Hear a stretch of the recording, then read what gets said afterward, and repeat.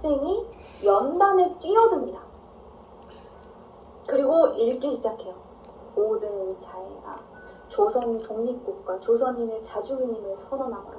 차로서 세계 만방에 고하야 인류 평등의 대의를 표명하며 차로서 자손 만대에 고하야 민족 자존 정권을 영육케 하리라. 다 이러면서 읽을 거예요. 그러면서 다 읽고 대한독립 만세를 외쳐. 그러니까 뜬금없이 사람들이 모여있다가 뭐지?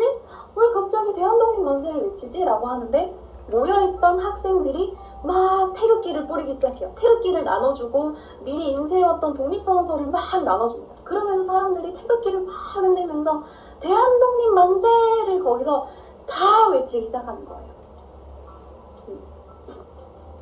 태극기로 뒤덮이게 됩니다. 그러니까 일본 경찰들은 당황했겠죠. 이건 이 당시 사진은 아니지만 어쨌든 이렇게 많이 몰려있었던 사람들이 대한독립 만세를 막 외치니까 일본 경찰들이 와요. 일본 경찰들이 와서 막 잡아가고 때리고 난리가 났겠죠. 시위대 너네 물러가! 라고 하는데 대한독립 만세만 외치고 있어요. 그러니까 이 평화적인 시위대를 향해서 폭력을 휘두르기 시작합니다. 이게 3.1운동이에요. 이렇게만 이야기할 순 없어요. 근데 왜냐하면 3.1운동이 지난 이후에도 만세 시위는 끊이지 않았거든. 이 3.1운동이 분수령이에요. 이 3.1운동을 기점으로 독립운동이라는 게 엄청나게 활발해지기 시작했단 말이에요. 3.1운동이 끝나고 나서 3월 중순이 되면서 이 철도가 연결된 중소도시로 3.1운동이 다 퍼져나가기 시작해요. 3월 말에서 4월 초는 거의 전국적으로 만세 시위가 일어납니다. 들불처럼 이 기차로 왔다 갔다 하기가 편하니까 학생들이나 이 지방 서울에 있던 사람들이 자기 지역으로 내려가서 만세 운동을 다 같이 하자 이거예요. 중소도시로 퍼져나가고 더 작은 마을로 전국적으로 다 퍼져나간 거예요. 그렇게 1919년 4월 전북 익산에서도 만세운동이 벌어지게 됩니다. 이 당시에 교사였던 41세 문용기 선생이라는 분이 있었어요. 이분은 독립운동을 해서 선생이 아니라 당시 진짜로 선생님이었어요. 이분이 선생님이었는데 주변인들이랑 같이 장날을 만세운동 거사일로 잡아서 4.4 독립 만세운동을 펼칩니다. 그날 신도들, 학교 학생들, 온 사람들이 하얀색 한복을 입고 장터에 모였어요. 수백 명의 사람들이 독립선언서와 태극기를 들고서 문용기 선생의 주도로 만세를 외치면서 시가행진을 하기 시작합니다. 군중들이 점점 늘어났고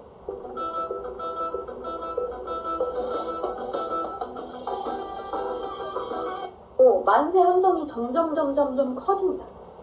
그러다 보니까 또 일본 헌병이 나타나요. 사람들을 무차별적으로 진압하기 시작합니다. 이때도 문용기 선생은 선두에 서서 태극기를 들고 만세를 외쳤어요. 만세! 대한독립 만세! 그걸 본 일본 헌병이 태극기를 들고 있던 문용기 선생의 오른팔을 칼로 베어버립니다. 태극기가 뚝 하고 떨어졌겠죠. 오른손과 함께. 그러자 문용기 선생은 팔 하나쯤은 신경도 쓰지 않는다는 듯이 멀쩡한 왼팔을 들어서 다시 태극기를 외칩니다. 또다시 대한독립 만세를 외쳐요. 대한독립 만세! 그러니까 일본 헌병이 또다시 왼손을 자릅니다. 또 떨어졌겠죠. 두 팔을 잃었음에도 불구하고 앞으로 뛰어나가면서 대한독립 만세를 외쳤어요. 격분한 일본 헌병은 문용기 선생을 따라가서 총검으로 온몸을 찌르고 난자합니다. 그렇게 처참하게 살해해요. 그리고 시신 수습까지 방해했어요.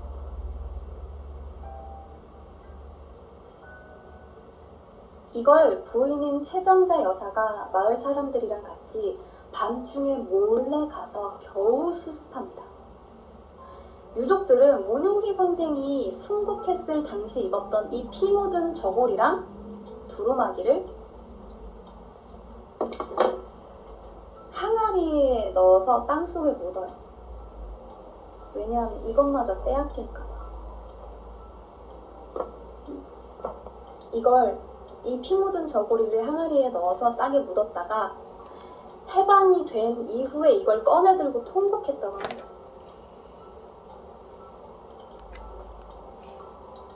너무 슬프죠. 이렇게 시위가 확산이 되면서 운동을 조직하는 사람이나 운동에 참가하는 사람들 구성 수도 엄청나게 많이 달라졌고 이 만세운동의 성질도 조금씩 달라졌어요. 초기에는 아까 이야기했듯이 종교인이랑 학생들이 대부분이었어요. 학생들이 태극기를 들고 지방으로 진학을 했어요. 1919년 3월 1일 대한민국 최대의 독립운동 3.1운동이 일어나자 이 고등과 1학년 유관수는 만세 시위에 참여를 합니다. 근데 이 당시에 선생님이 외국인이었거든요. 선생님이 외국인이었는데 바깥에서 막 만세, 대한독립 만세를 외치니까 이 유관수도 나가려고 했어. 나가서 나도 만세를 외쳐야지 라고 하면서 나가려고 했는데 이 미션스쿨이었던 이화학당에서 선생님이 막아섭니다. 나는 너희들을 저렇게 위험한 데에 보낼 수 없어. 가고 싶으면 나를 밟고 가라. 라고 하지만 유관수는 선생님 정말 죄송합니다. 나라를 살려야겠습니다. 라고 이야기하고 담을 타고 나가버렸어. 그렇게 만세운동을 합니다.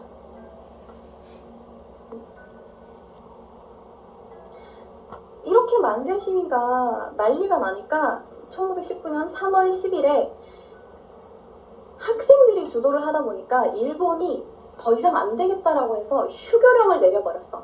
아예 모일 구실 자체를 안 만들어줬다고. 휴교를 하다 보니까 이제 유관순이 어떻게? 중소도시로 내려가게 되겠죠. 고향인 천안으로 가게 됩니다. 4월 1일, 음력 3월 1일이에요. 병천이라고 하죠. 아웅내 장터에서 장날의 만세 시위를 전개했어요. 수천 명의 군중들이 독립만세를 외치면서 독립 시위를 이어갔죠. 그 앞에 누가 있었냐? 유관순의 부모 유중봉과 어머니 이씨가 있었어요. 이 부모님 역시 대한독립 만세를 외치면서 독립운동을 주도를 했는데 또다시 일본 헌명이 아버지를 죽입니다. 총으로 쏴서 아버지를 죽였어. 그러니까 옆에 있던 어머니가 내 이놈들 어떻게 사람을 이렇게 무참히 죽일 수가 있느냐 라고 하니까 어머니도 쏴서 죽여버려요. 눈앞에서 부모님을 잃었어. 일본군한테.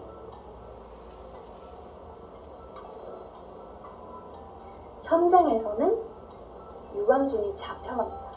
거의 집안이 풍비박산이 난 거야. 순식간에. 일본 순사가 그렇게 이야기해요. 네가 한 거 순순히 인정하고 잘못했다고 얘기해. 너 더 이상 이거 안 한다고 얘기해. 수사에 협조한다고 이야기하면 내가 너 풀어줄 수도 있어. 라고 하지만 유관순은 들은 척도 안 하죠. 그렇게 5월 9일 1심 재판에서 재판정에다가 호통을 칩니다. 나이도 어린 학생이 17살짜리가 재판정에 서서 제 나라를 찾으려고 정당한 일을 했는데 어째서 제 나라 독립을 위해서 만세를 부르는 것이 죄가 되느냐. 아무런 무기도 갖지 않고 만세를 부르며 시가행진을 하는 사람들에게 무차별 총질을 해대어 아버지, 어머니를 비롯한 무고한 수많은 목숨을 저리도 무참히 뺏을 수 있느냐. 죄가 있다면 불법적으로 남의 나라를 뺏은 일본에 있는 것이 아니냐. 입이 있어도 말할 수 없으며 귀가 있어도 들을 수 없고 눈이 있어도 볼 볼 수 없는 이 지옥 같은 식민지배가 죄가 아니냐. 자유는 하늘이 내려준 것이며 이건 누구도 빼앗을 수 없다. 라고 이야기. 집안 자체가 일단 거의 독립운동가 집안이에요. 오라버니였던 유우석이라는 사람 역시 독립운동가였어요. 근데 이 아버지 어머니가 사망하고 오라버니였던 유우석도 독립운동가였고 유관순은 잡혀갔단 말이에요. 근데 이 둘이 극적으로 만난 때가 있었어. 언제였냐? 둘 다 잡혔을 때야. 오라버니 유우석이 잡혀서 공주 검사국의 송치가 됐어. 그래서 둘이 만나게 됩니다. 그렇게 유관순은 잡혀 들어가서 서대문 형무소에 갇힙니다. 이 서대문 형무소 8관에 있었거든요. 8호실에 있었어요. 이 8호실에는 이 여옥사예요. 그러니까 여자들을 가둬놓는 옥사, 여옥사. 이 여옥사 8호실에 있었는데 여기에 같이 있었던 사람 중 누가 있냐면 기생이 있어. 이름은 김향화입니다. 김향화라는 기생이 수원의 기녀들 30명을 데리고 3월 29일 날 수원 거리로 나가서 대한독립 만세를 외치고 잡혀 들어온 거예요. 이게 왜 중요하냐면 3.1운동은 신분 다 같은 탄산이 아니다. 오직 100% 리얼 탄산만이 직업 계층을 뛰어넘은 민족적 운동이란 이야기예요. 넌 기생도 잡혀왔냐 하겠지. 근데 기생까지도 대한독립 만세를 외쳤던 때가 바로 이때였어요. 그건 계층은 중요하지 않아. 신분 중요하지 않아. 그냥 조선인이면 모두가 거리에 나와서 대한독립 만세를 외치던 때였어.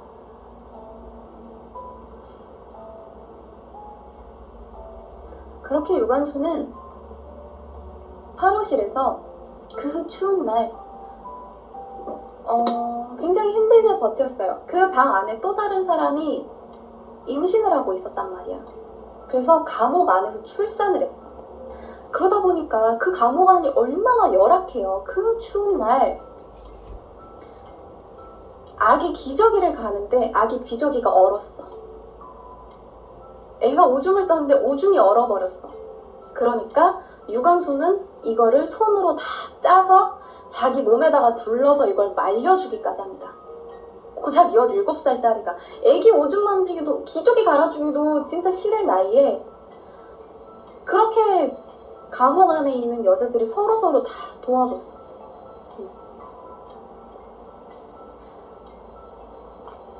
유관순은 1919년 4월에 체포돼서 처음 1심 때 받은 형량이 5년이었어. 5년을 확정을 받았는데 재판정에다가 항소를 했어. 내가 내 나라를 위해서 만세를 외치는 건 절대 죄가 되지 않는다 라고 해서 항소를 해서 이게 줄었단 말이에요. 3년으로 줄었어.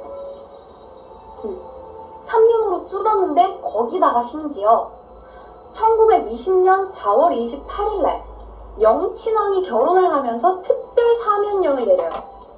특별 사면을 하면서 여기 유관순이 끼어서 형량이 반으로 줄어듭니다. 그러니까 1년 6개월만 있으면 됐는데 거기다가 심지어 4월에 체포돼서 7월까지 재판이 있었으니까 3개월이 소요가 됐잖아요. 이 3개월은 까는 거예요. 그러니까 1년 3개월만 감옥에 있었으면 나올 수 있어. 그런데 출소를 5개월 앞두고도 계속해서 고문을 받아서 만신창이인 몸으로 계속 만세를 외칩니다. 대한독립 만세. 수없이 구타를 당해요. 그러고도 1920년 3월 1일, 정확하게 3월 1일, 또다시 감옥 안에서 만세운동을 주도합니다. 3월 1일이 되니까 그 당시의 느낌을 다시 되새기면서 감옥 안에서 대한독립 만세를 외쳐. 그러니까 이 감옥 안에 있던 조선인들 사이에서 다 퍼지기 시작하는 거예요. 이 서대문 형무소는 사실 한 깜방 안에 5명 정도 수용 인원이에요. 그런데 5명 수용 인원을 당연히 안 맞췄겠지. 한 방에 막 35명씩 때려 넣었어. 그러니까 누워서 잠도 못 자고 서로 섰다가 너 잠깐 누워서 자 하다가 얘 잠깐 일어나면 그때 난 또 누워서 자는 거예요. 서로 교대해가면서 잘 정도였어. 그 좁은 감방 안에 진짜 자는 것도 힘들고 그 상황에서 사람들이 막 밀어 터지죠. 원래는 500명을 넣을 수 있었어. 그 서대문 형무소 안에는 500명이 정원이었는데 3,000명을 집어넣었어. 전체 서대문 형무소 안에 3,000명. 6배 많은 인원을 넣었단 말이야. 근데 그 3,000명 전원이 다 대한독립 만세를 외치고 있는 거야. 유관순을 따라서. 그러니까 또 일본이 화가 나기 시작하죠. 데려다가 또 고문을 합니다. 그 안에 있는 동안 고문만 한 100여 가지를 받았대요. 그리고 그 중에는 면도칼로 코가 잘리고 귀가 잘리고 여성에게는 치욕적이고 치명적인 성고문도 당하고 그러면서도 꿋꿋하게 대한독립 만세를 외칩니다. 유관순이 마지막으로 친오빠인 유우석을 봤을 때 한 말이 그거래요. 오빠, 내가 곧 죽을 것 같아요. 그래도 내가 할 일은 했다고 생각해요.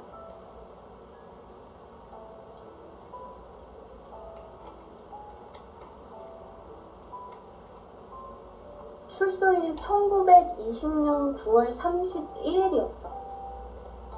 근데 2일 전에 상황이 있어. 이틀만 버티면 나올 수 있었는데 이틀을 못 버티고 죽었어. 사망 원인은 타살. 고문 후유증으로 인한 내장, 방광의 파열.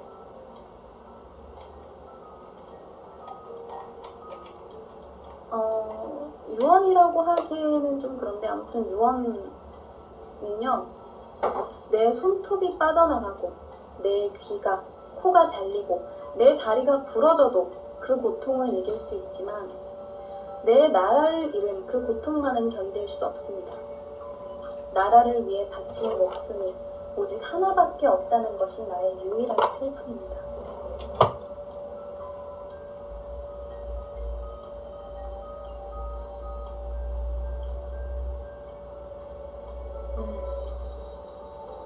그 정도였어.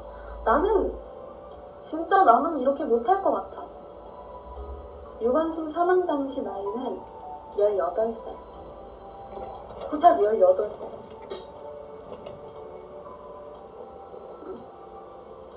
이 사진은 원래 우리는 이 사진을 많이 봤지만 사실 이 사진은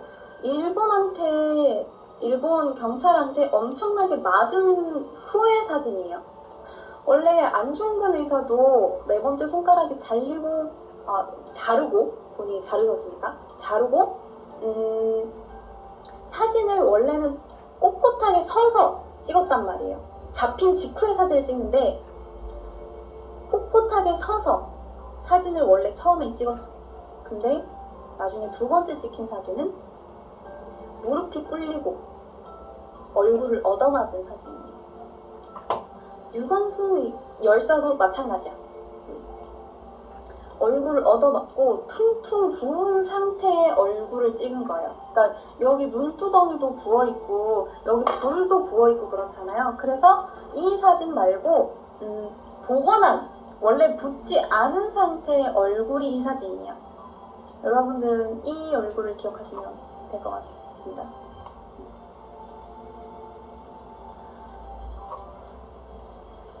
이게 유관순 열사의 이야기예요.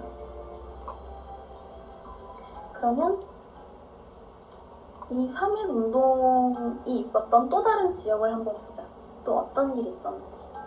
여러분 이거 지역 이야기하면 다 아실걸요? 1919년 아까 이야기했듯이 만세운동은 전국으로 퍼져나갔어. 강서 지역, 경상, 경기도, 화성, 송산 지역, 향남, 장안 다 퍼져 나갔어. 그 중에서 화성 주민들이, 수천 명의 화성 주민들이 독립만세 운동을 벌였어.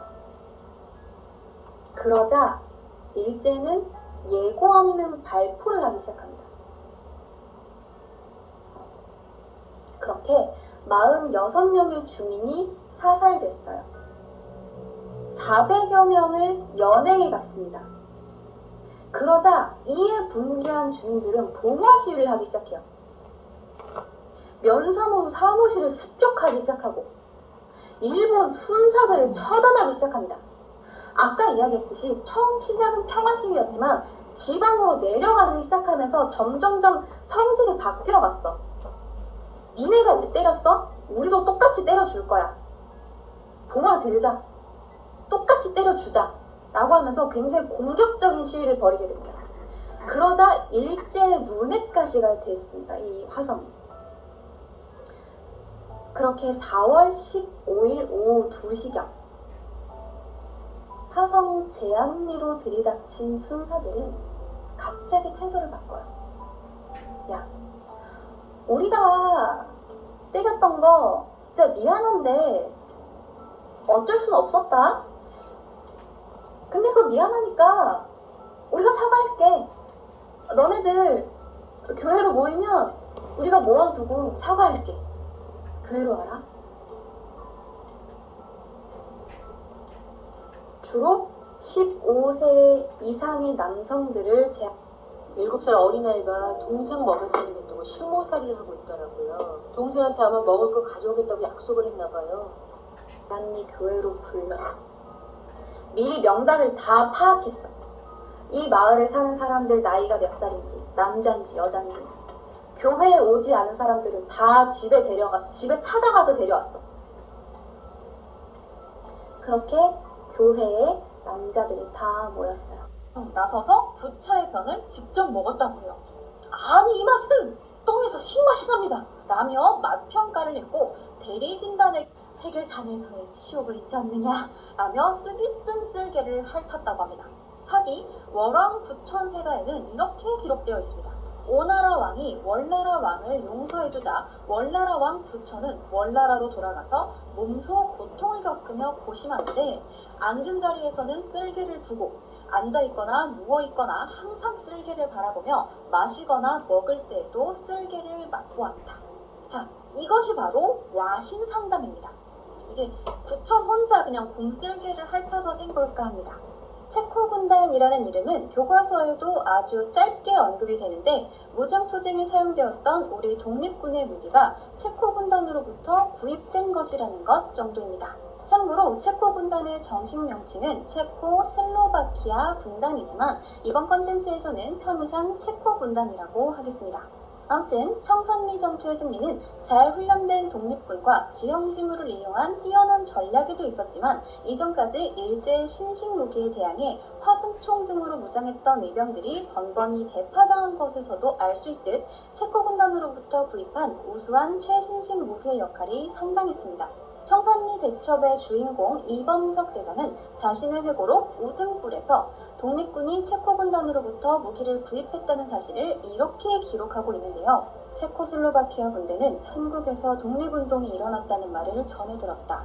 이들은 체코슬로바키아가 오스트리아 제국 식민 통치 아래 겪어온 노예 상태를 떠올렸고 우리에 대해 연민을 표시했다. 결국 체코슬로바키아 망명군대는 그들이 보관하고 있던 무기를 북로 군정서에 판매하기로 했다. 후랴. 한국과 체코는 강대국들에 둘러싸여 식민지배를 경험했지만 불굴의 독립의지와 민족성으로 독립을 이뤄냈다라는 공통점을 가지고 있습니다. 하지만 이전까지 근대사에 한 번도 등장한 적이 없었던 체코의 무기가 어쩌다가 2억 마일리 떨어진 우리 독립군에게까지 흘러들어오게 된 걸까요? 또 중부 유럽에 위치한 체코의 군인들이 왜 대륙의 반대쪽 끝인 블라디보스토크까지 와 있었던 걸까요? 지구 한 바퀴를 도운 체코 군단의 대장정, 그리고 독립군과 체코 군단의 아주 기묘한 인연, 지금 시작합니다. 체코 군단의 대이동을 설명하기 위해서는 당시 복잡하게 얽혀있던 유럽의 정세와 제1차 세계대전부터 시작을 해야 합니다.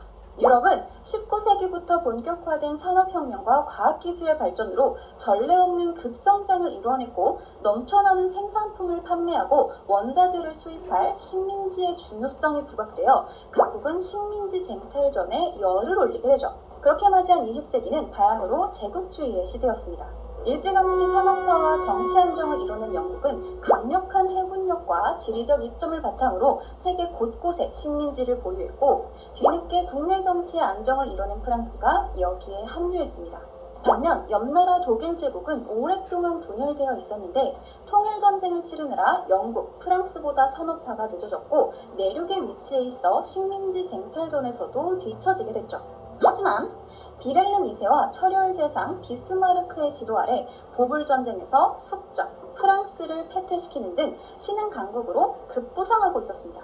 독일 제국의 성장은 주변국을 긴장시켰고 독일 제국 입장에서도 해외 식민지를 모두 선점한 영국, 프랑스가 아주 눈엣 가시 같은 존재였습니다. 한편 식민지 개척과는 거리가 멀었던 내륙 중부 유럽에서도 또 다른 파워 게임이 진행되고 있었으니 당시 유럽은 19세기부터 확산된 민족주의가 뿌리를 내려 있었고 오랜 시간 오스만 투르크의 지배를 받던 발칸반도의 남, 서 슬라브인들은 모든 슬라브 형제들이 힘을 합쳐 외세를 물리치자라는 범슬라브주의를 내걸고 단결하기 시작했으며 같은 슬라브 민족 러시아가 큰형님을 자처하고 나섰습니다.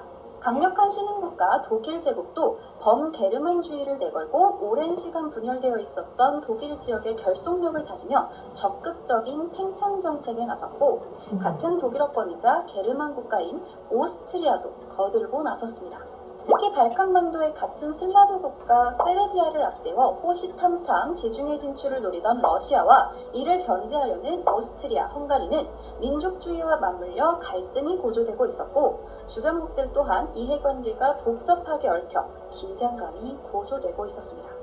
비스마르크의 표현대로 이 시기 유럽 국가들은 거의 화약더미 위에 둘러앉아서 담배를 피우고 있는 거나 다름없었는데 결국 1914년 사라예보에서 떨어진 불씨가 대폭발을 일으키게 됩니다. 슬라브 민족주의자였던 세르비아 청년이 사라예보에서 오스트리아 황태자 부부를 암살한 거죠. 오스트리아 헝가리 제국은 이를 빌미로 세르비아를 침공했고 같은 슬라브족 동생이 두들겨 맞고 있는 걸 볼 수 없었던 큰형님 러시아는 세르비아를 돕기 위해서 총동원령을 내렸습니다. 이 기회에 마음에 안 들던 오스트리아를 아주 혼내줄 생각이었던 거죠. 아니 근데 이번에는 오스트리아의 동맹국인 독일이 러시아에 선전포고를 합니다. 독일도 이 기회에 마음에 안 들던 러시아를 혼내줄 생각이었던 거죠. 러시아와 가까웠던 영국과 프랑스도 독일에게 전쟁을 선포했고 이런 식으로 이탈리아, 오스만 투르크, 불가리아, 미국 등이 각자의 동맹국 편에 서서 줄줄이 전쟁에 뛰어들었습니다. 또 유럽 국가들의 식민지가 전 세계에 퍼져 있었기 때문에 전장은 삽시간에 전 세계로 확대되죠. 이렇게 제1차 세계대전이 시작됩니다. 자, 그리고 드디어 여기서 오늘의 주인공인 체코 군단이 등장하게 됩니다. 당시 체코는 오스트리아 헝가리 제국의 식민 지배를 받고 있었는데 체코인은 서슬라브계 민족으로 게르만계와 헝가리계가 주류인 오스트리아 헝가리 제국 내에서 항상 탄압받는 존재였고 종교도 개신교에서 가톨릭으로 강제 개종당하기도 했죠. 전쟁이 발발하자 오스트리아 헝가리는 체코인을 중립해 세르비아, 러시아와의 전선에 세우게 됩니다. 하지만 체코인들 역시 당시 유행하던 범슬라브주의의 영향으로 오스트리아보다는 같은 슬라브족인 세르비아, 러시아에 더 많은 동질감을 가지고 있었죠. 그러니 등 떠밀려 나온 전투에 싸울 맛이 나겠어요? 이들은 기회만 되면 연합군 진영에 투항하거나 탈영해서 아예 집단 귀순을 하기도 했습니다. 그러자 체코 독립운동 지도자 토마스 가리크 마사리크 등 망명 정치인들이 산발적으로 흩어져 있던 체코 병사들을 규합하기 시작했고 마침내 이들은 가장 규모가 컸던 러시아 내에서 독자적 군단으로 편성됩니다. 또한 전쟁 이전부터 박해를 피해 같은 슬라브 민족인 우크라이나와 러시아 일대에 정착했던 체코인들 또한 대거 군단에 합세하게 되죠. 이렇게 2만으로 시작한 병력은 나중에는 무려 6만 명까지 늘어나게 됩니다. 이들은 러시아 짜르 니콜라이 2세와 연합국으로부터 체코의 독립을 약속받아 오스트리아, 헝가리 제국과 열심히 싸우며 많은 전공을 올렸습니다. 그러던 체코 군단은 또 다른 대형 사건에 휘말리게 되는데 바로 1917년 체코 군단을 후원하던 니콜라이 2세가 추출되고 반제국주의, 공산주의를 내건 소비에트 정부가 들어서는 러시아 혁명에 휩쓸리게 된 겁니다. 1차 세계대전이 3년차로 치닫던 1917년, 러시아에서는 2월 혁명으로 짜르 전제 군주정이 무너지고 온건파 사회주의자 케렌스키가 주축이 된 사회혁명단이 러시아 공화국을 선포합니다. 그러나 공화정으로 재탄생한 러시아에서도 사람들의 살림살이는 여전히 팍팍했습니다. 공화국 임시정부는 짜르가 맺은 모든 조약을 계승해 전쟁은 계속되고 있었고 노동자에 대한 착취도 소수민족에 대한 탄압도 달라진 게 없었죠. 이러한 민중의 불만을 간파한 급진 정치 세력 볼셰비키의 지도자 블라디미르 레닌은 무산계급에 의한 정권 탈취와 적극적이고 폭력적인 혁명을 주장했습니다. 그냥 다 같이 죽창 들고 일어나서 뒤집어 엎자! 였던 거죠. 그리고 페트로그라드에서 열린 볼셰비키 집회에서 4월 태제로 유명한 당면 혁명에서의 프롤레타리아 임무를 발표하게 됩니다. 이 4월 태제의 첫 번째 강령은 계속되는 제국주의 전쟁에 단호히 반대하고 즉각 평화를 실시한다 였습니다. 억압받는 세계 모든 노동자들의 죽창연대를 주장했던 레닌으로서는 전쟁을 벌이고 있는 제국주의 국가들이 진영을 불문하고 모두 그 나물의 그 밥으로 보였던 거죠. 레닌의 이러한 방침으로 볼셰비키와 임시정부의 갈등은 점점 깊어지게 됩니다. 한편 3년차에 접어든 전쟁과 불안정한 정권 교체로 러시아 경제는 계속해서 악화되고 있었는데 극심한 식량난은 물론이고 연료와 원재료도 부족해 생필품을 만드는 공장도 모두 멈춰섰습니다. 임시정부가 혁명 세력이라 굳게 믿었던 러시아 민중들의 배신감은 상당했죠. 그리고 얼마 지나지 않아 러시아 전역에서 농민봉기가 일어나 지주를 추방하고 노동자가 공장을 장악하는 일들이 벌어집니다. 전쟁에 나선 병사들은 임시정부가 임명한 지휘관을 추방하고 자신들이 직접 지휘관을 선출하는 등 통제 불가 막장 상태를 달리게 되죠. 같은 해 10월 26일 이 기회를 놓칠 리 없는 블라디미르 레닌과 볼셰비키 적이 되는 민심을 등에 업고 중앙전신국, 우체국, 전화국 등 주요 시설을 장악했고 이틀 뒤 임시정부 총사인 겨울공전까지 장악하며 혁명의 성공을 선포합니다. 이것이 10월 혁명입니다. 세계 최초의 노동자 국가, 공산정권 소비에트 러시아가 탄생하는 순간이었죠. 볼셰비키는 혁명에 성공했지만 광활한 러시아 영토 전체에 영향력을 미치기에는 한참 모자랐습니다. 볼셰비키 군대인 적군이 장악한 몇몇 주요 도시를 제외한 대부분의 영토는 지주들과 귀족들이 중심이 된 반볼셰비키 세력, 일명 백군이 장악하게 되죠. 이렇게 러시아의 지배권을 둘러싼 적백내전이 시작됩니다. 게다가 우크라이나, 폴란드, 카자크, 타타르, 카카스 등 평소 불만을 품고 있었던 수많은 소수민족과 자치구는 이참에 너도 나도 독립을 외치기 시작했고 독일은 이들의 독립을 지원하며 소비에트를 무력화시키려고 했습니다. 볼셰비키는 지주들의 토지를 몰수해 무상분배하고 있었기 때문에 제국군 병사 대부분은 자기 몫을 받기 위해 고향으로 돌아갔고 반제국주의 노선으로 지지를 받은 볼셰비키는 이들의 귀향을 막을 명분도 없었습니다. 너덜너덜해진 소비에트 러시아는 이후 철강과 석탄 등 러시아 산업의 집약지였던 우크라이나의 독립을 두고 독일과 결전을 벌이게 되는데 행정체계도 제대로 돌아가지 못했던 오합지졸 소비에트 군대가 군사강국 독일의 상대가 될 리가 없었죠. 결국 소비에트는 굴욕적인 브레스트-리토프스크 강화조약을 맺고 독일에 사실상 항복을 하는데 이 조약으로 소비에트 러시아는 무려 유럽 영토의 절반, 석탄 산업의 90%, 철강 산업의 70%를 동맹국에게 할애합니다. 이때 상실한 영토가 약 220만 제곱킬로미터인데 한반도 면적이 22만 제곱킬로미터니까 한반도 면적의 10배에 달하는 규모입니다. 이게 대륙의 클라스죠. 정전협정을 맺은 소비에트는 더 이상 체코 군단이 필요 없어졌고 이들은 낙동강 오리알 신세가 되어버립니다. 체코 군단도 조국의 독립이 목표였지 공산혁명이나 내전 따위에는 별 관심이 없었기 때문에 러시아를 떠나 프랑스 등 서부 전선으로 이동해 오스트리아를 상대로 한 독립전쟁을 계속해서 수행하기로 결정합니다. 하지만 문제는 도대체 어떻게 가느냐 하는 거죠. 브레스트 리토프스크 조약으로 육로는 물론 발트해와 흑해 등 서방으로 가는 바닷길이 모두 삼국 동맹의 지배권에 놓였고, 무르만스크 등의 북극해 항구를 통해 가는 길은 적군과 백군이 내전을 벌이고 있는 혼돈의 카오스 그 자체였습니다. 체코 군단은 대안을 모색하기 시작했고, 토마스 마사리크는 시베리아 횡단철도로 블라디보스토크까지 이동해 미국의 배를 얻어 타고 서부 전선까지 이동하기로 합니다. 지구 한 바퀴를 도는 이 정신나간 계획은 아이러니하게도 가장 실현 가능한 방안이었죠. 또한 신생독립국 체코의 근간이 될 군단의 전선 투입을 최대한 늦춰 인명 손실을 막으려는 속셈이기도 했습니다. 이 계획을 들은 레닌의 적극적인 주선으로 체코 군단은 블라디보스톡으로 이동하게 됩니다. 잘 훈련된 대규모의 체코 병력이 자국에 상주하는 것이 불편했던 레닌과 집에 가고 싶었던 체코 군단의 이해관계가 잘 맞아떨어진 거였죠. 그렇게 체코 군단은 블라디보스톡을 통해 고향으로 돌아가 행복하게 살았습니다. 라는 결말이었으면 오늘 컨텐츠를 못했겠죠.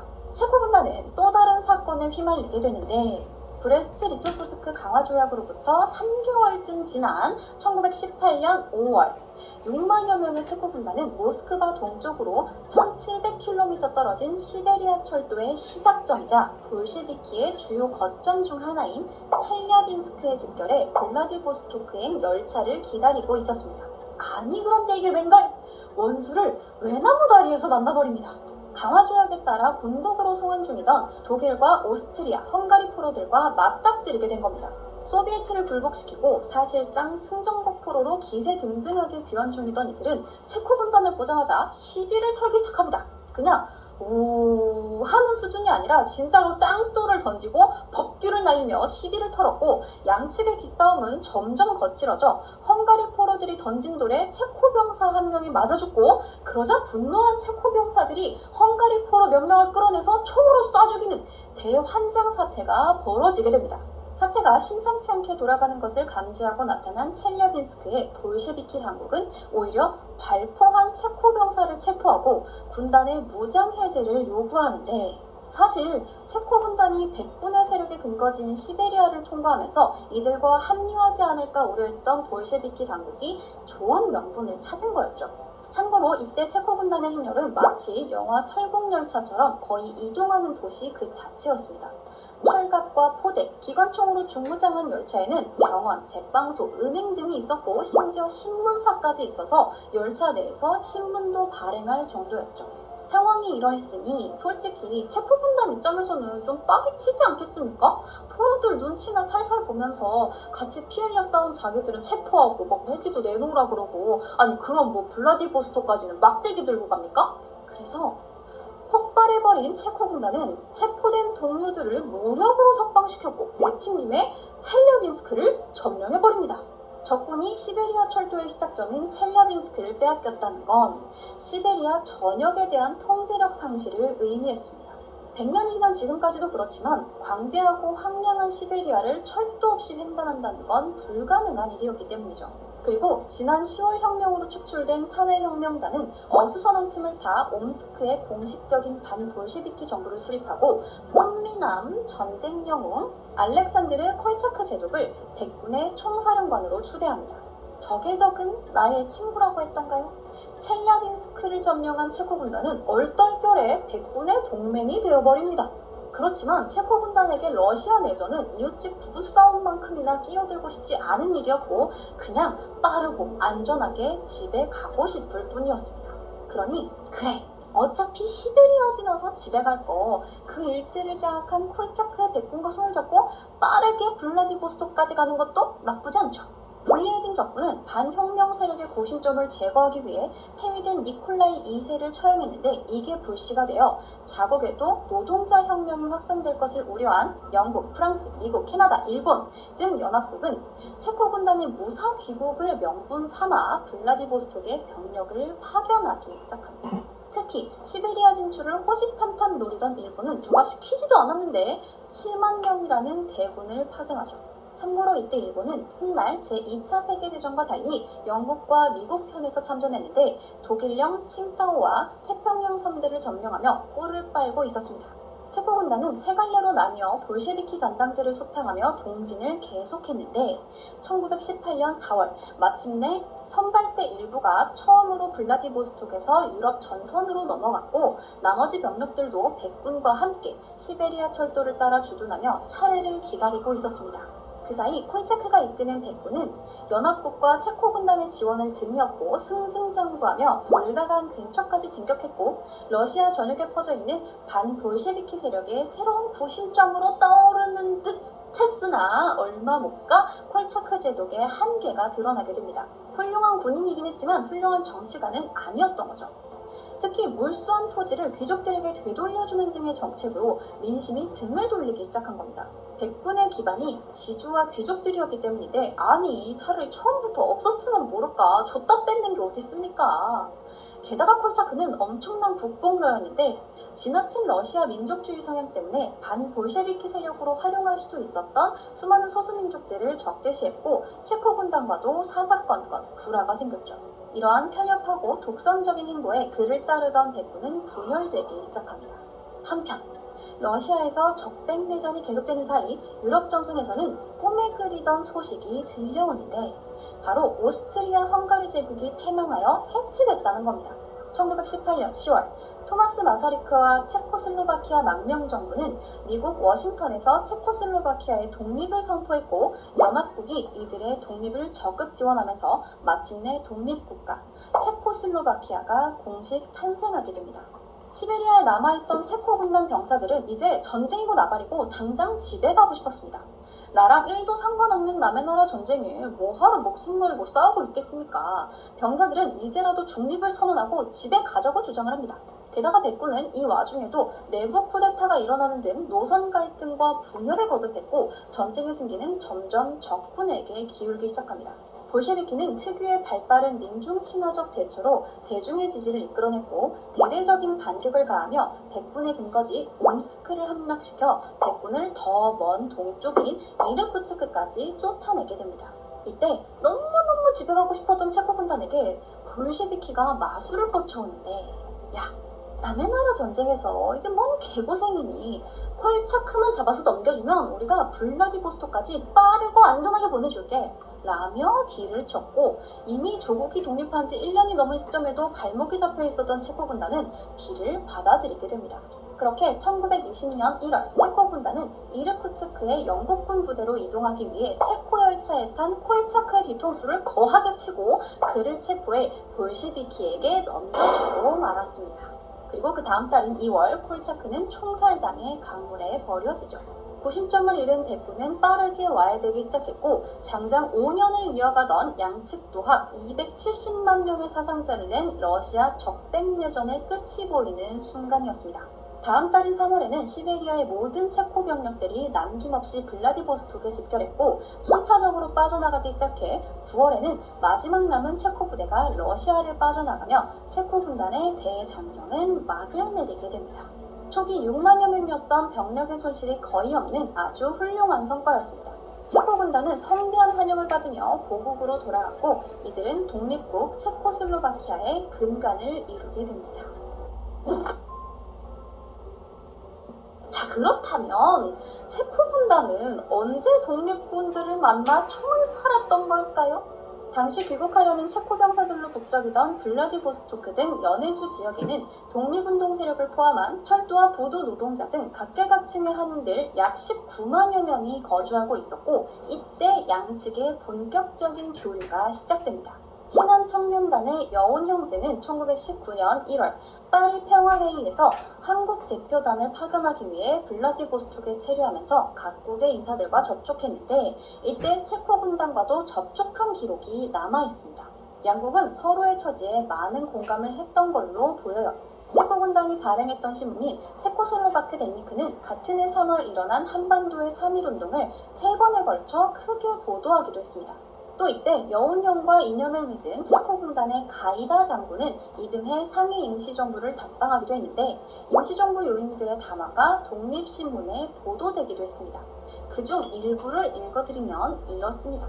나의 조국도 수백 년 노예의 치욕을 당하다가 지금 부활하였소. 작년 3월에 귀국이 독립을 선언하고 역사의 유래를 볼 수 없는 용기와 애국심을 발휘한 것을 볼 때 세계가 다 놀라고 칭찬하였지만 그 중에 가장 기쁜 감동을 받은 것은 아마 우리 체코 국민들이었을 것이오. 그때로부터 나는 귀국의 독립운동 진행을 동정과 기도로서 주목하였더니 오늘 여기서 한국인을 만나 어찌 반가운지 모르겠소. 중립. 원컨대 나를 귀국의 동지로 알아주시오.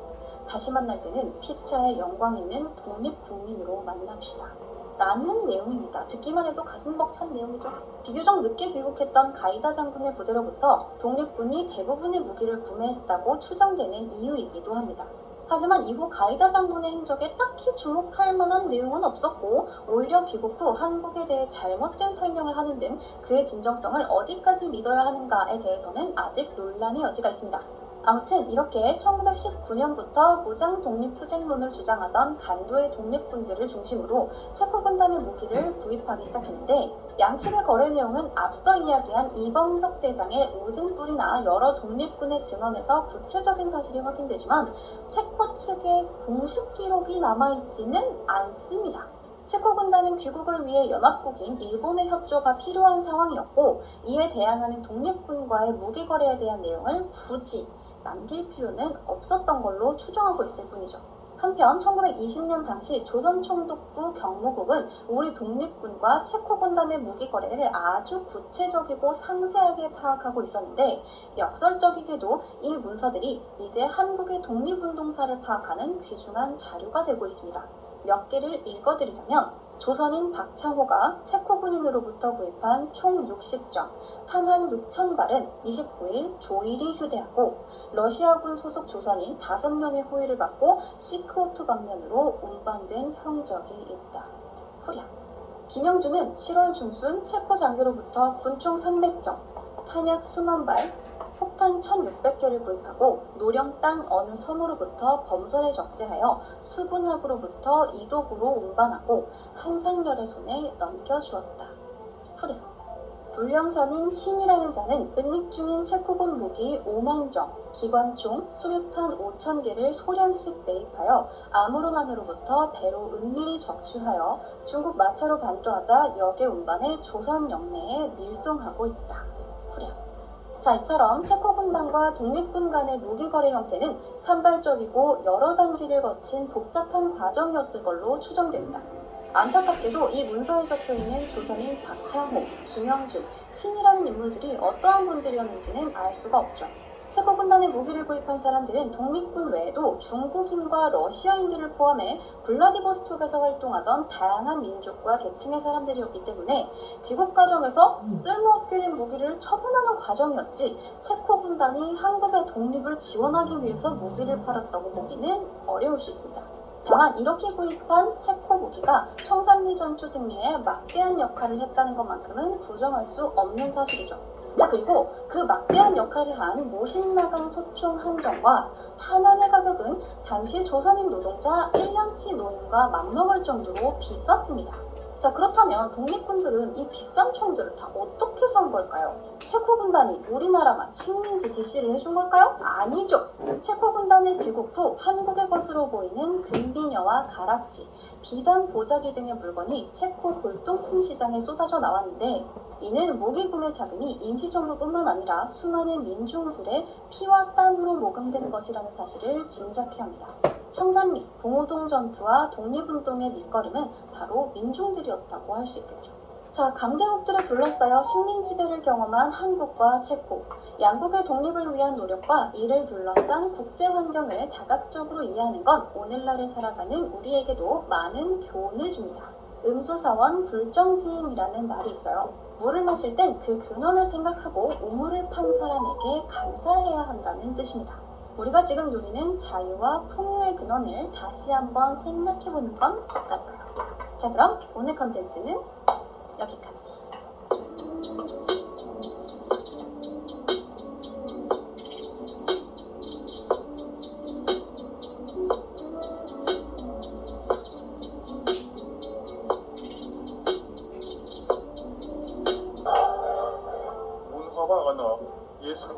기운을 만들어 세상의 중심을 꿈꿨던 사람들의 땅입니다.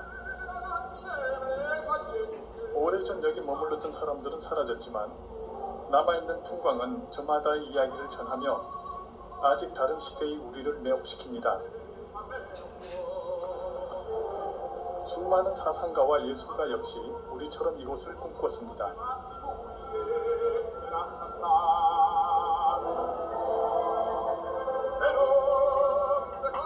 이전에 어떤 것이 만들어지고 사소한 것도 생명을 얻었던 나라.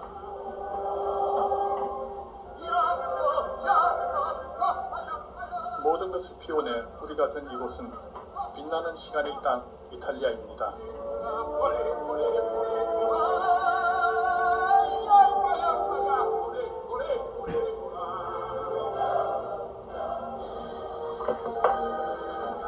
인천에서 로마까지 12시간을 비행합니다. 공항에서 다시 기차를 타고 로마 시내의 테르미니 역으로 갑니다. 동맹을 맺지 않기로 러시아랑 조약을 맺었어요. 이건 리보니아를 먹기 위한 효석이에요. 이렇게 리보니아를 먹기 위해서 슬금슬금 이렇게 발을 뻗치다가 중간에 한번 스웨덴이랑 전쟁을 치러요, 러시아가. 러시아 스웨덴 전쟁을 3년 동안 치릅니다. 그래서 결과적으로 러시아에 유리한 노브고르드 조약이 맺어졌어요.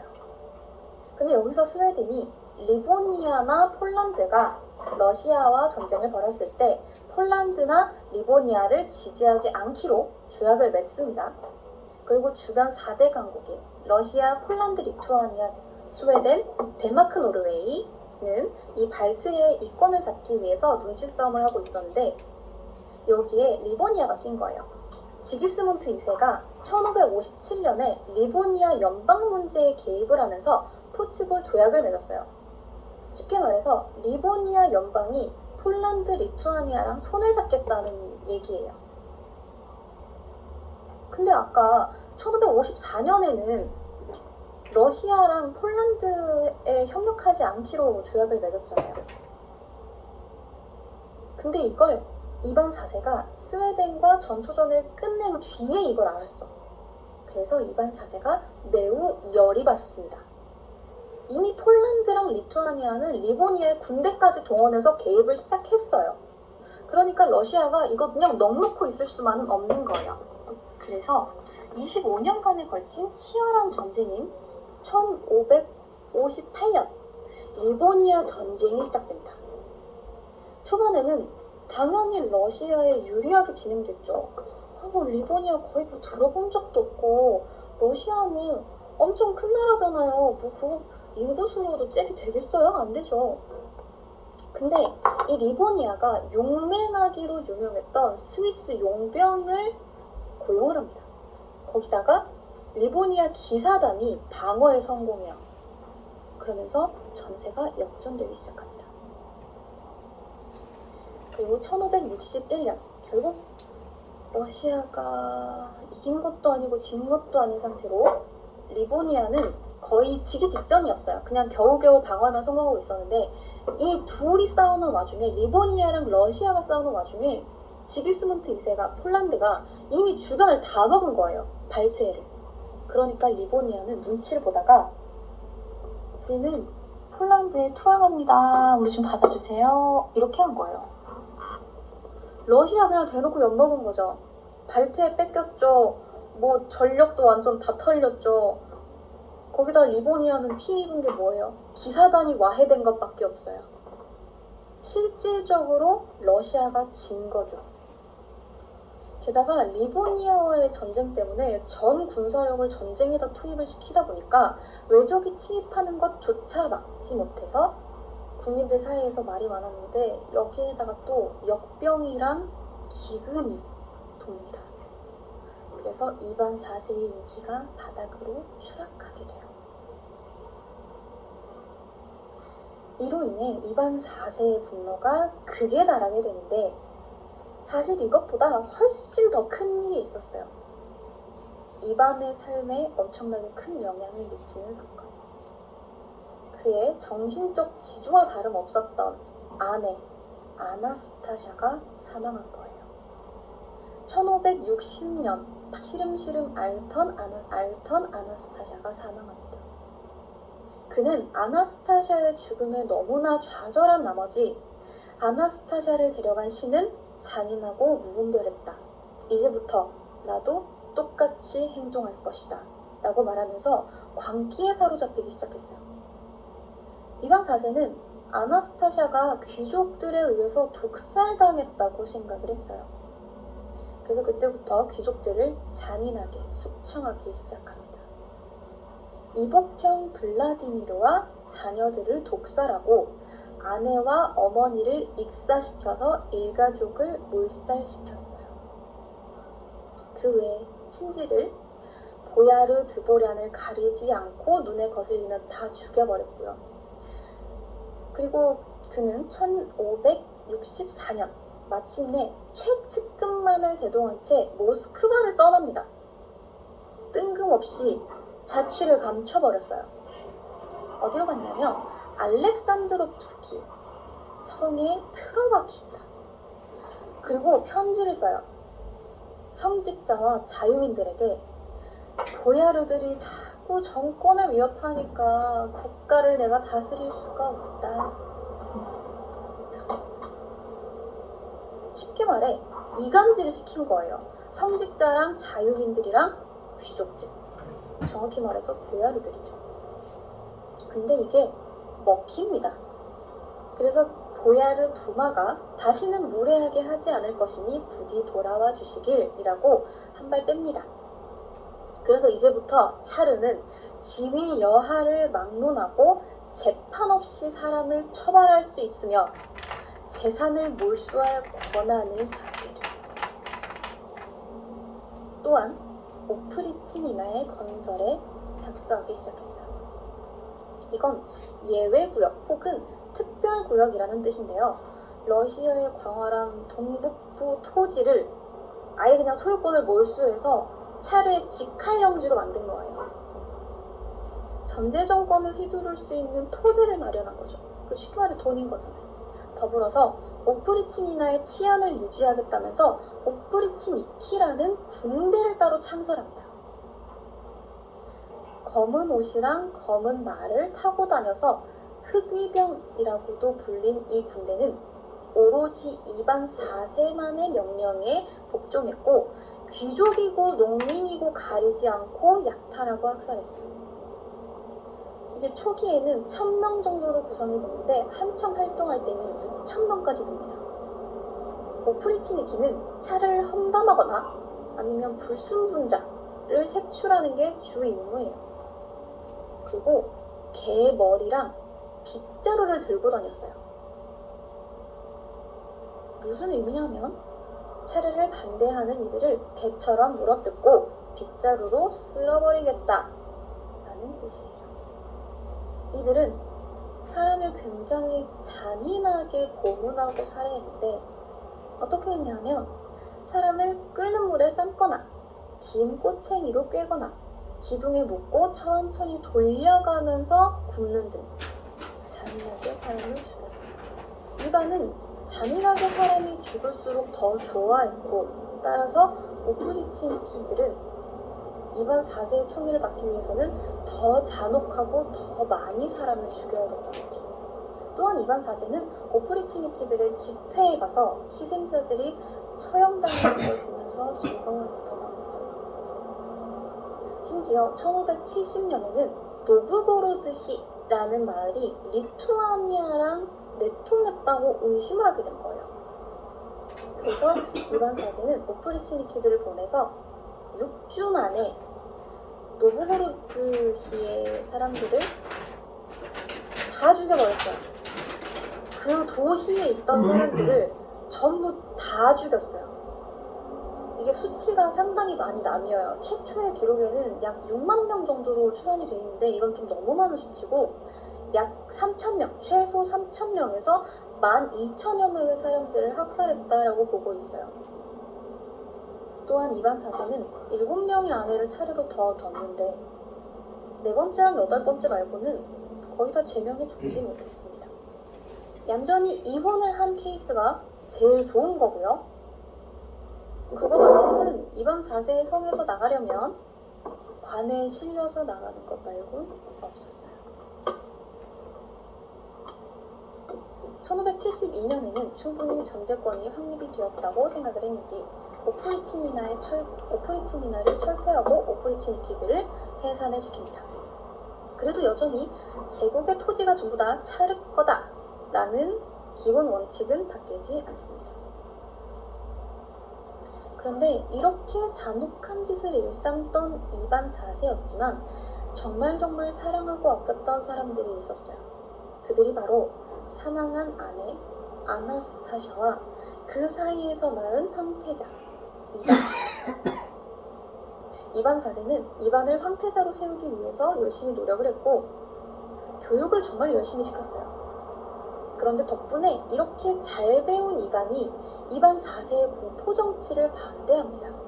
그리고 둘 사이에 점점점 불화가 생기기 시작해요. 정치 문제 외에도 이반의 첫 번째 아내였던 유도시아가 아들을 낳지 못한다고 강제로 이혼을 시켜버립니다. 그리고 또 수도원으로 보내요.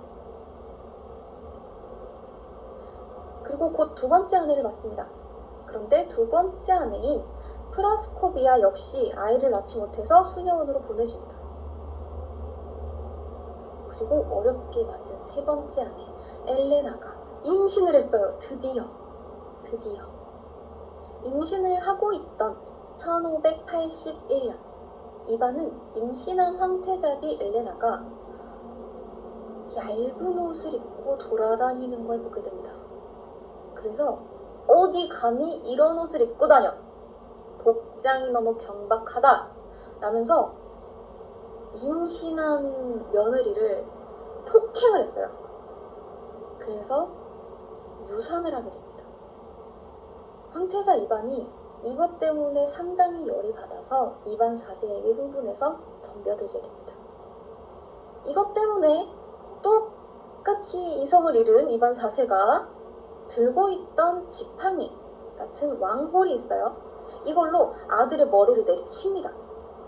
그래서 옆에서 보고 있던 처남이 말리게 되는데 그 역시 얻어맞습니다. 정신을 차렸을 때는 황태자 이반이 머리에 피를 흘리면서 쓰러져 있었고 그제야 내가 아들을 죽였구나 라면서 아들을 껴안고 울부짖으며 의사를 불렀지만 잠시 의식을 회복하는 것 같았던 이반은 곧 의식불명이 되어 1581년 11월 19일에 사망합니다. 그리고 이 사건으로 충격을 받은 이반 4세는 모든 일을 후회하는 듯한 모습을 보이다가 아들 퓨도르를 불러서 신을 두려워하고 사랑과 자기의 이름으로 통치하도록 유훈을 남깁니다. 그리고 또 세금을 줄이고 리보니아 전쟁 프로들을 석방하라고 지시를 했고 자신이 불필요한 전쟁으로 국력을 소진시킨 점을 인정한다 라고 한 뒤 퓨도르에게 양위를 하고 1584년 3월 18일 체스를 두다가 체스 경기 중에 뇌졸중으로 사망합니다. 그러다가 퓨도르가 후사 없이 사망하자 유리크 왕조가 단절됩니다.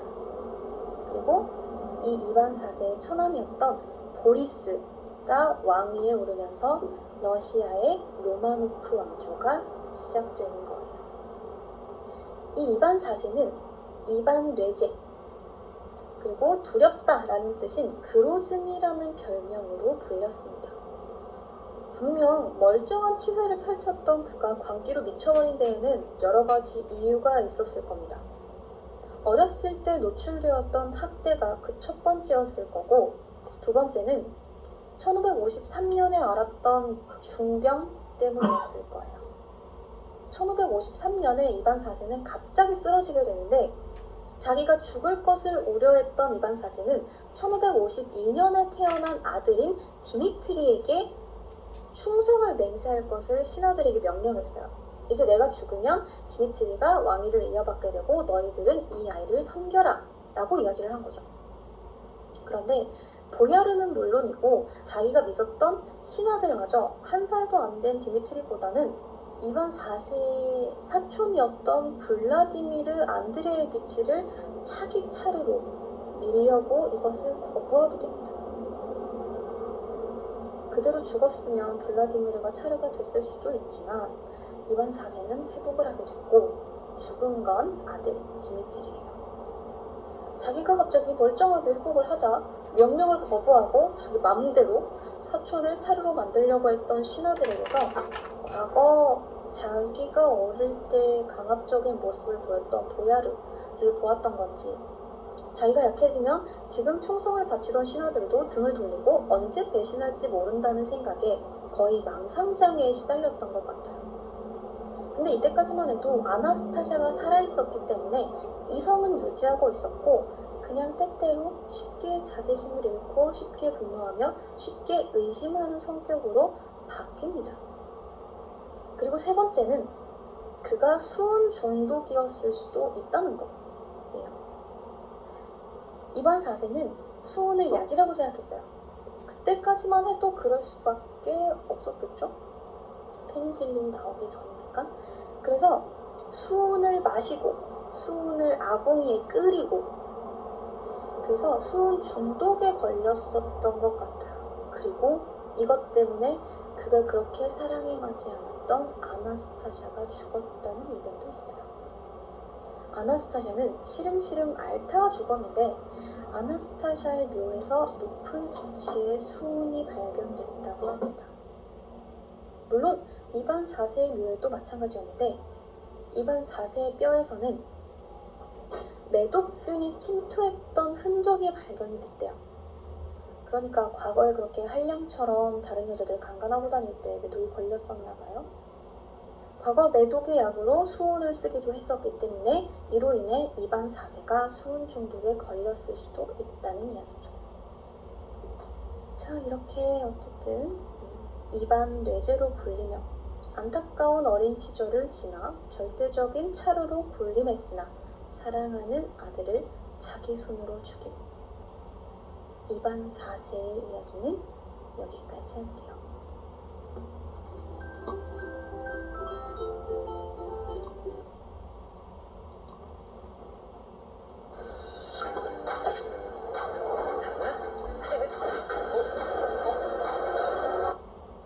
아니 이 맛은 똥에서 신맛이 납니다.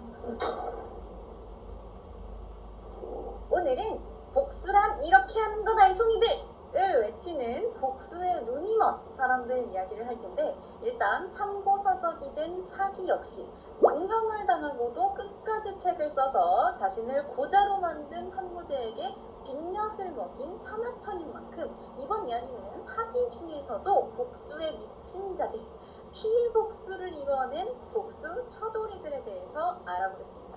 중국 역사상 가장 혼란스러우며 인재와 인재가 섞여 충격과 공포의 에피소드들이 혼재하는 중국의 춘추시대 중에서도 기원전 500년경 당시에는 전쟁이 밥 먹듯이 일어났습니다. 아침에 일어나면 어디 나라에 전쟁이 나 있고 저녁에 낮잠 자다가 좀 잠깐 일어나 있으면 나라가 하나 사라져 있고 이런 게 이상하지 않을 때였지. 자, 그런데 이 중에서도 특히나 가열차게 싸워대는 나라 둘이 있었는데 바로 양쯔강 이남의 오나라와 월나라였습니다. 얼마나 자주 싸워댔는지 손자병법에도 오와 월의 사이 좋지 않음이 적혀있는데 병을 쓰는 방법에 9가지의 지가 있는데 그 마지막이 사지다. 예전부터 사이가 나쁜 오나라 사람과 월나라 사람이 한 배를 타고 강을 건넌다고 치자. 강 한복판에 이르렀을 때 갑자기 강풍이 불어 배가 뒤집히려고 한다면 그들은 평소에 적개심을 접고 서로 왼손과 오른손이 되어 필사적으로 도울 것이다. 바로 이것이다. 이러한 상황을 5월 동주라고 합니다. 그러니까 서로 죽기 직전이 아니면 절대로 돕지 않을 거라는 이야기예요. 그래서 오늘은 이 두 나라가 머리 끄댕이 잡고 서로 끝장을 보는 이야기를 해볼 건데 이야기의 시작은 기원전 515년 오나라에서 왕위에 오른 함료로부터 시작합니다. 사촌의 왕위 계승에 불만을 품고 있다가 쿠데타를 일으켜 왕이 된 그는 자신을 도운 오자서라는 사람을 외모 대신으로 삼습니다. 자, 이 오자서라는 사람은 원래 초나라 사람이었어요. 오자서의 집안은 초나라에서도 꽤 유명했습니다. 할아버지인 오건은 초나라의 장왕, 강왕, 영왕을 섬기던 충신이자 이름난 신하였고, 아버지인 오사는 초나라의 평왕을 모시며 태자 건을 가르치는 스승이었어요. 그런데 간신 비모기에 의해서 아버지 오사가 태자와 함께 반역을 준비한다라는 유명을 쓰고 감옥에 갇히게 됐는데, 이 오사에게 뛰어난 아들 둘이 있다라는 사실을 알고 있었던 평왕은 후한을 없애기 위해서 아들 둘을 협박을 합니다. 아들 둘한테 편지를 써요. 너네 둘이 오면 내가 아버지를 살려주겠다. 근데 만약에 너네 둘이 너네들 살겠다고 오지 않으면 내가 너네 아버지 다 죽여버릴 거야 라고 협박을 해요. 물론 오면 아버지고 아들이고 싹 다 죽일 계획이었습니다. 그러자 이를 눈치챈 오자서가 어차피 죽을 거, 셋이 죽을 거 하나만 죽자. 우리 도망쳐서 아버지의 원수라도 갚자 라고 설득을 했는데, 이 형 오상이 내가 가더라도 죽을 걸 알지만 아버지를 혼자 둘 수가 없다. 너라도 도망쳐서 아버지의 원수를 갚아라 라며 아버지를 찾아갔고, 그렇게 아버지와 형이 그 당일날 바로 처형을 당해서 순식간에 이 오자서는 가족을 잃고 도망자 신세가 됩니다. 잘못한 게 아무것도 없는데 그냥 누명을 써가지고 한순간에 도망 다녀야 되는 신세가 된 거예요. 누명을 씌워서 그의 가족을 죽인 초나라 평왕은 후한을 아예 깨끗하게 없애기 위해서 오자서를 잡아 죽이려고 혈안이 됩니다. 그러자 오자서는 초나라를 빠져나가서 정나라와 오나라를 거쳐 계속 도망다녔는데, 얼마나 탈출 루트를 열심히 곱는지 하룻밤 사이에 머리가 새하얗게 새버렸다는 이야기도 있어요. 자, 이렇게 고생해서 오나라로 가서 함녀를 왕위에 올리고 재상이 된 오자서는 여러 인재들을 모아서 오나라를 강성하게 만들 바탕을 쌓는데, 이때 스카웃된 인물 중에 한 명이 바로 백비입니다. 백비는 원래 오자서와 같은 초나라 사람이었는데, 굉장히 비슷하게도 아버지였던 백그관이 간신 비무기의 계략에 당해서 처형되자 오나라로 도망쳐온 신세였습니다. 하지만 내정은 잘할지 모르나 무욕이 심하고 강직하지 못하며 가언이설과 아첨을 잘한다라는 평을 듣는 인물이었는데, 자기처럼 비무기에게 가족이 살해당했다는 사실을 안타깝게 여긴 오자서가 같은 병을 앓는 사람들은 서로 동정하는 법이다. 백비는 나와 같은 병을 앓고 있으니 나를 잘 이해할 것이다 라며 초나라의 원한을 갖고 있는 백비를 등용하게 됩니다. 이때 오자서가 한 이야기로부터 동병상련이라는 사자성어가 생깁니다. 자, 그리고 백비와 함께 스카웃된 인물이 바로 손자병법의 그 손무입니다. 손무는 춘추시대 최고의 명장이자 최고의 책략가라 불리는 인물로 그 유명한 손자병법의 저자입니다. 손무는 원래 제나라 출신인데, 제나라에서 내란이 일어나자 아버지 손빙과 함께 전국을 떠돌아다니다 오자서에 의해서 스카웃이 됩니다. 일화에 의하면 손무를 소개받은 함녀가 그의 병법 13권을 읽고 너무 감동을 받아가지고 내가 궁녀를 줄 테니 이 궁녀들로 군대를 한번 지휘를 해봐라. 내가 한번 지켜보겠다. 어떻게 하는지 이렇게 얘기를 하니까 손무가 그 자리에서 오케이 콜을 외쳐버립니다. 이에 180여 명의 궁녀가 차출이 돼서 모였고, 손무는 이들을 90명씩 9편으로 나눠서 함녀가 가장 총애하는 궁녀 2명을 각각의 대장으로 세운 뒤에 간단한 훈련 방식과 규정을 5번씩 되풀이해서 공지하고, 이제 북을 꽝꽝꽝 친 다음에 오른쪽으로 행진하도록 명령을 내렸으나 궁녀들이 그걸 알겠어요. 갑자기 막 모아가지고 야 네가 대장이니까 꽝꽝꽝 하면 오른쪽으로 가 이 얘기한다고 예 오른쪽으로 가겠습니다 척척척 하고 가겠어요? 아니죠. 짜르륵 뭐야 너무 재밌다 근육놀이 하나봐 하면서 웃기만 하고 명령을 따르질 않는 거예요. 그러자 손무는 명령이 제대로 속달되지 않은 건 장수인 자기의 책임이다 라며 다시 5번 설명하고 군령을 3번 들려주어서 신호를 확실하게 한 뒤에 다시 북을 쳐서 이번엔 왼쪽으로 행진하도록 했는데, 이번에도 궁녀들은 여전히 까르르 재밌다 병장놀인가봐 까르르 대장이래 하면서 명령을 따르지 않았습니다. 이에 손무는 군령이 분명하지 않고 명령에 숙달되지 않은 것은 장수인 자신의 책임이지만 군령이 명확해졌음에도 군법에 따르지 않는 건 사졸들의 죄이다 라며 그 자리에서 대장 둘을 처형하도록 명령합니다. 그러자 이를 지켜보던 함녀가 놀라서 그대의 용병술이 뛰어난 건 알겠소. 하지만 처형은 너무한 거 아니오. 나는 쟤네들이 없으면 밥맛이 없어서 밥도 못 먹어. 이렇게 얘기를 하면서 명을 거두라고 이야기를 했는데 손무는 저는 이미 왕명을 받들어 장수가 되었습니다. 장수가 군에 있을 때에는 왕명이라도 받들지 않는 경우가 있습니다. 라며 진짜로 그 두 궁녀의 목을 베어서 본보기를 보였고 그 다음으로 총애하는 궁녀 둘을 다시 한번 대장으로 삼아서 명령을 내리니 그제서야 모두 숨소리 한번 내지 않고 일사불란하고 정확하게 명령을 수행하며 아무도 불평하지 않았다고 합니다. 그제서야 손무는 이제 군대가 준비되었습니다 라며 함녀에게 보고했는데 함녀는 내가 제일 아끼는 애들이었는데 손무가 죽였어 라면서 손무를 피하며 등용하지 않으려고 했습니다. 그러자 손무는 왕은 병서의 글자만 좋아할 뿐 내용을 활용하지는 못하시는군요 라며 팩트로 묵직한 한 방을 날렸고 옆에서 오자서가 간언하자 함녀는 그제서야 손무가 뛰어남을 인정하고 그를 등용했다고 합니다.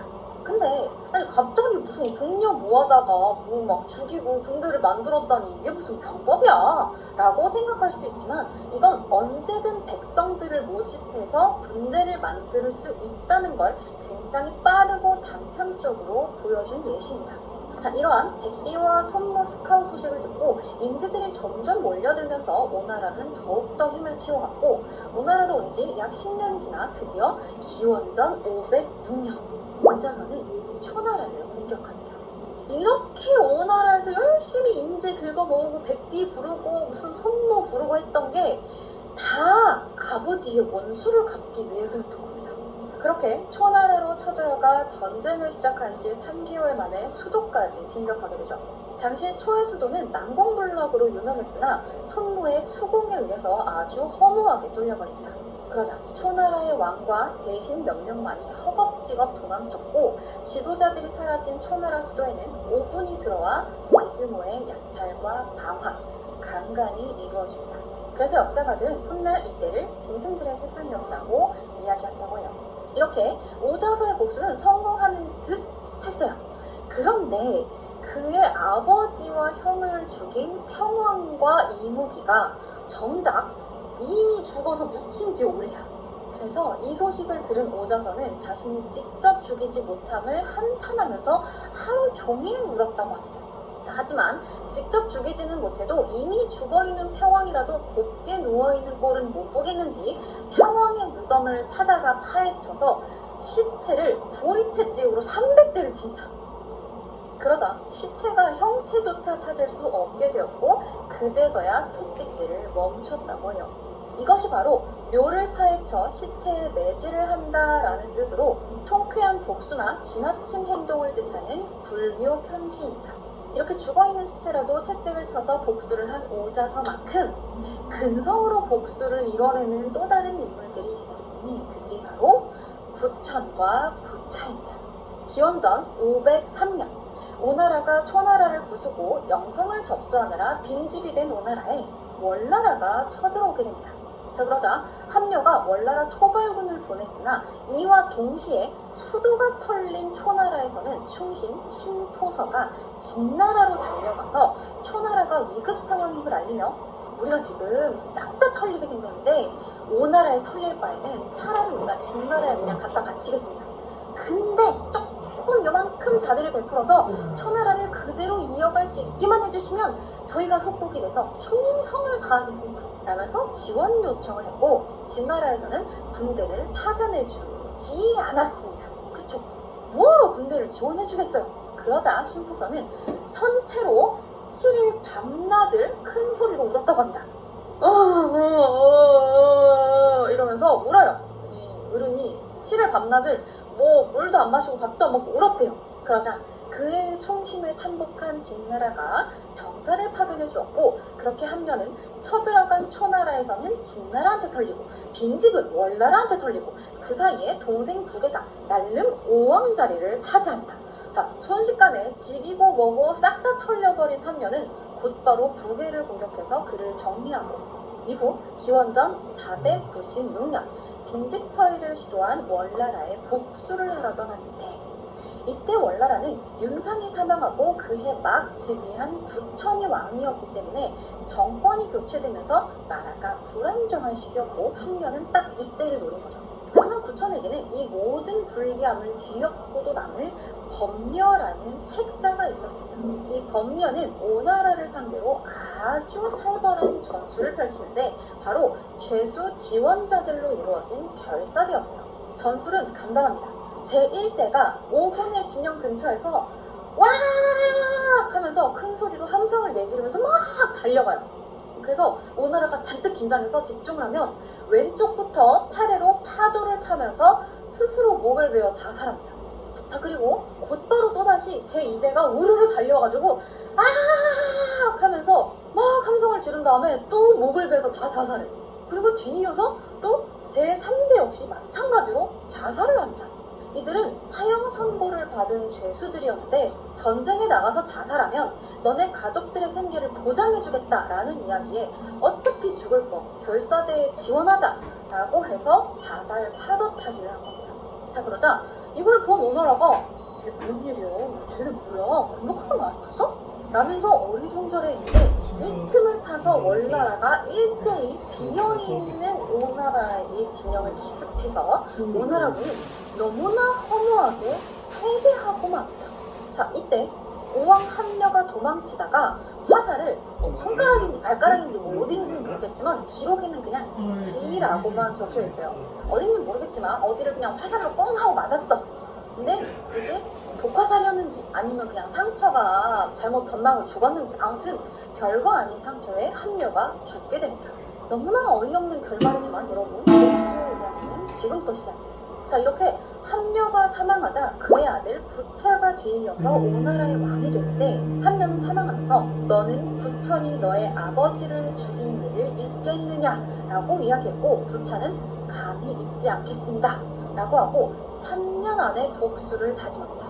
3년 안에 무조건 복수를 하겠다고 다짐을 하는 거예요. 이후 부차는 아버지의 원수를 잊지 않기 위해서 가시가 많은 작작더미 위에서 잠을 자면서 방 앞에는 사람을 세워두고 부차가 출입할 때마다 부차야, 아비의 원수를 잊었느냐를 외치게 합니다. 노이로제가 걸릴 것 같지만 부차는 매일 밤 눈물을 흘리면서 아버지의 복수를 다짐했고, 백비를 국무총리급인 태세로 임명해 내정을 맡기고는 정예병을 훈련시켜서 월나라로 쳐들어갈 준비를 차근차근 하게 됩니다. 자, 대단한 근성이에요. 자, 그러자 이런 정보를 알게 된 월왕 부처는 오나라가 전쟁 준비할 건 다 하고 복수 준비 다 해서 쳐들어오는 걸 앉아서 보고만 있다가 침략을 당하느니 선빵 필승이다, 먼저 치자 라고 주장을 합니다.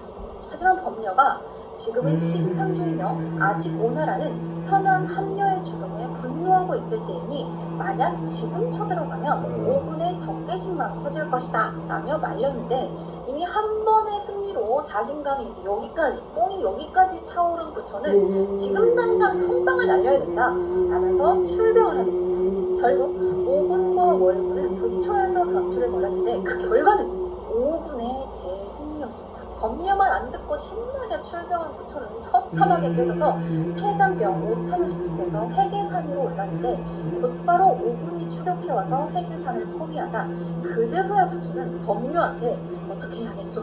라고 묻게 됩니다. 나 같으면 조언 안 해줬다. 근데 범려는 해줘요. 그러자 범려는 기가 막힌 조언을 하나 해줍니다. 바로 일단 죽은 척하고 노예로 살 테니 한 번만 살려달라고 싹싹 빌라고 얘기해요. 아주 현명한 조언입니다. 이후 부차 앞에 끌려간 부처는 계획대로 자신이 직접 인질 노릇을 하겠다며 살려만 달라고 싹싹 빌었고, 부차가 고민하고 있자 범려에게 뒷돈을 받은 백기가 아유 자비를 베푸세요. 만약에 이 부천 죽이면은 월나라가 또 얼마나 난리겠어요. 지금 죽으면 후회할걸요 라면서 입을 털었고 이걸 본 오장원은 월나라 왕은 사람들이 힘든 고통도 잘 견뎌내는 자들이 지금 없애지 않으면 나중에 반드시 후회할 것입니다 라며 뜯어말렸으나 아버지를 죽인 원수를 용서해서 대인배스러운 면모를 보이고 싶었던 건지 부차는 부천을 데리고 오너라로 돌아갑니다. 이때 부차는 두 가지 제안을 했는데 첫 번째는 부천은 부차의 노비가 될 것, 둘째는 부천은 부차의 마국간 청소를 담당할 것이었습니다. 그러니까 어제까지는 왕이었지만 하룻밤 사이에 그냥 마국간지기가 된 거예요. 아니 그래도 어떻게 한나라 왕이었는데 마국간지기 생활을 하겠어? 라고 생각을 하겠지만 부천은 정말 열심히 마국간지기 노릇을 합니다. 그리고 나중엔 목장으로 옮겨지니까 일을 찾아서 하는 주인의식을 보이며 막노동에도 재능을 보이고 노예로서의 모범을 보이게 됩니다. 자, 그러던 어느 날 이 부차가 병에 걸리게 되는데 이 병이 왜인지는 모르겠지만 대변을 먹어야지 진단할 수 있는 병이래요. 게다가 또 왜인지는 모르겠지만 어이 중 그 누구도 부차의 변을 먹어서 진단하려고 하지 않습니다. 그런데 이때 부천이 따당 나서서